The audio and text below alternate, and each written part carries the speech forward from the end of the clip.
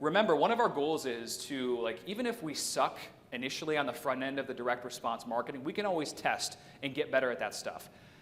But eventually over time, the longer you run ads on Facebook, TikTok, Instagram, Google, you basically dominate the market. So if you have your ideal audience like tapped in, like many of you right now, who was I speaking with? Last night it was actually Dr. G, Dr. Greg. He's like, I just saw you everywhere. I'm like, who's this guy? I gotta contact him somehow. It was interesting. But that's how many of your clients or patients are going to be as well. They're going to see you all over the place. And eventually, you're going to have this saturation. You'll hit a tipping point in the marketplace where you almost become like a household name, local celebrity. And that's exactly what you want. When I started, I utilize this in my business, for example. Initially, I was targeting chiropractors with Facebook and content and whatnot. And then that branched into entrepreneurs and other people. But after like a year, 2 years or whatever or so, people come up to you and like, oh, I see your stuff all over the place. I love that you did this and that. And you'd be amazed in how that customer journey goes. Sometimes it's very fast. Other times, people need to see you 20, 30 times before they take the action. But nonetheless, you build a brand equity in the marketplace.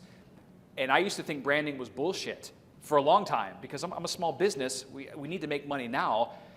But when it actually kicks in for your brand, it's just a cool thing. You're out and about at the grocery store, and you just get approached in a really good, positive way. And they might not need you now, but they will. So it's just something to really think about. You should always have some type of spend allocated to building your brand and audience, regardless if it pays off or not. And if you're bootstrapping to start off with, maybe you don't have a lot for the branding element. Maybe it's just a few $100s a month, but eventually evolve that. I was just showing Tad Sear the thing you were talking about, the post or whatever.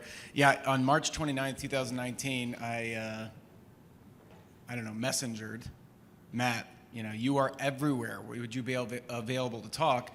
And then finally about July, we, after a couple back and forths, we were able to hook up. And that was a few years ago now, and boy, I've come a long way, so appreciate you. Yeah, no, it's amazing. And you'll have to talk with Dr. G. He's got some amazing success stories.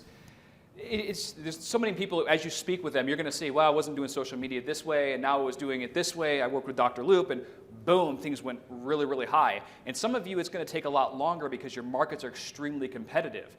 But I don't want that to discourage you because you should always be testing content. And whoever's most consistent will win, period. Always happens. So it's just a matter of being consistent and not giving up, essentially.